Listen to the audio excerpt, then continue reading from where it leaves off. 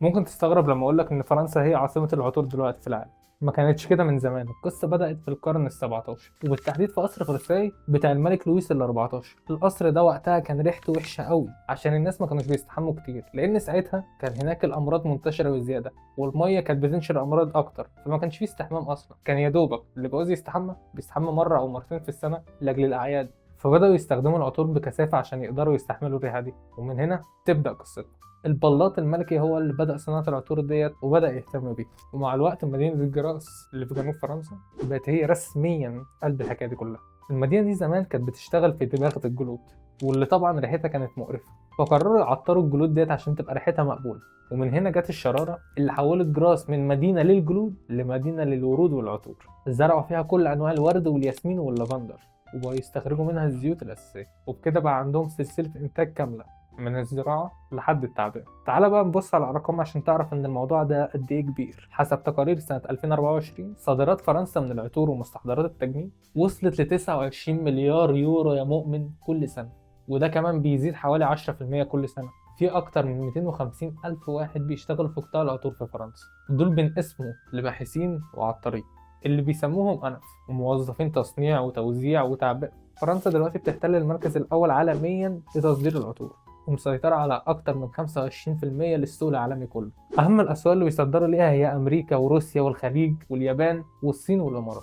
ليه بقى فرنسا بتكسب كل ده؟ هتيجي معايا عشان نعرف إن السر في كام حاجة. فرنسا عندها أكبر وأشهر علامات العطور في العالم زي شانيل، ديور، جيرلاند، إيف سان لوران وهيرمس. البراندات دي مش مجرد بتبيع ريحة حلوة، دي بتبيع رمز وثقافة وهوية فرنسية. الناس بتدفع فلوس في الإحساس اللي بتديه الإزاز ده، لأن الإزاز ديت عرفت توصل لك رسالة، زي لما ترش شانيل فأنت تحس إن أنت مارلين، وزي لما ترش ديور تحس إنك جوني ديب. الفرنسيين عرفوا يسوقوا لعطورهم بجد. فرنسا هي اللي بتخرج أكبر عدد من العطارين المتخصصين في العالم، اللي بيعرفوا يركبوا العطور ديت بأحسن شكل. عندهم كمان أكاديميات متخصصة لصناعة العطور، ده معناها إن عندهم الخبرة والعلم اللي مفيش حد زيه، من أول ما بيزرعوا الورد في جراس لحد ما يستخرجوا الزيوت ويخلصوا العطور ويعملوا منها العلب الفخمة ويسووها المنتج. فرنسا بتعمل كل ده بنفسها، وده اللي بيخليها تحقق أرباح خرافية على عكس مصر اللي بتستورد البامب أو الأزايز من الصين. وقطاع العطور في فرنسا ما بقاش صناعة بس، ده كمان بقى مصدر جذب سياحي كبير. السياح بيروحوا مدينة جراس خصيصا عشان يزوروا مصانع العطور المشهورة زي فراغونار ومولينار، ويعيشوا تجربة فريدة من نوعها، زي انهم يصنعوا عطورهم الخاص بنفسهم، ويزوروا متاحف العطور اللي بتحكي تاريخ الصناعة دي من زمان. كل ده بيجيب دخل إضافي ضخم لفرنسا، مش بس من بيع العطور لكن كمان من السياحة والإقامة والأكل والشرب.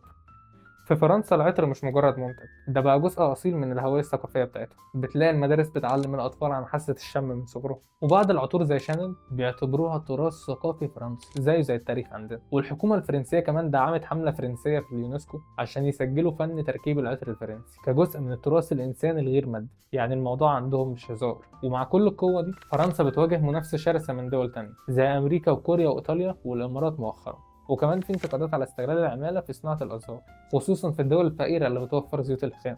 فرنسا دايما مش واقفة مكانها، دايما بتستثمر في المستقبل. زي النيش بيرفيومز بيركزوا دايما على العطور المحدودة والراقية جدا. شركات زي جيرلان بدأت تعمل عطور عضوية وصديقة للبيئة، وكمان بيستخدموا الذكاء الاصطناعي عشان يحللوا الروائح ويعملوا تركيبات جديدة. التحول بتاع مدينة جراس ده قصة لوحده. كانت في القرن ال16 مركز لدباغة الجلود، وكانت ريحتها وحشة لدرجة ان هم سموها مدينة الروائح النتنة. بدأوا يعطروا القفازات الجلدية، ومع الوقت تحولوا بالكامل لصناعة العطور، خصوصا بعد الضرائب اللي اتفرضت على الدباغة. استغلوا المناخ المثالي لزراعة الياسمين والورد الدمشقي اللي دلوقتي بيستخدم في عطر شانيل بكميات مأهولة اللي بتساوي 120 طن ورد كل سنة. جراس دلوقتي بتنتج 10% من دخل العطور العالمي حاليا، وبدخل 2 مليون سائح كل سنة.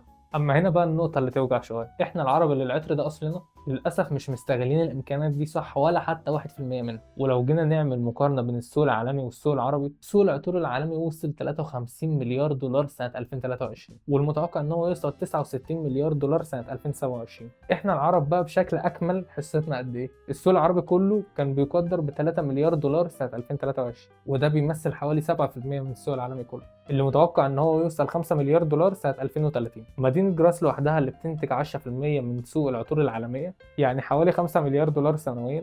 ده معناه ان مدينة واحدة في فرنسا، اللي بالمناسبة قد مدينة البحيرة عندنا، بتحقق ارباح اكتر من اللي العالم العربي كله بيصنعه من صناعة العطور. في جراس عدد الموظفين المباشرين في الصناعة هم 3500 موظف و10000 بشكل غير مباشر. لكن لو هنقارنها بالعرب، فكك من العرب، لو هنقارنها بدولة بس زي السعودية، هتلاقي ان عدد الموظفين فيها تقريبا 25000 موظف. يعني عدد العمالة في السعودية لوحدها اكتر بكتير ان ما كانش اضعاف، بس الارباح والقيمه المضافه اللي بتصنعها جراس بردك اكتر بكتير. ده بيوريك ان العبره مش بالكميه لكن بالاستغلال الصح للموارد والابتكار.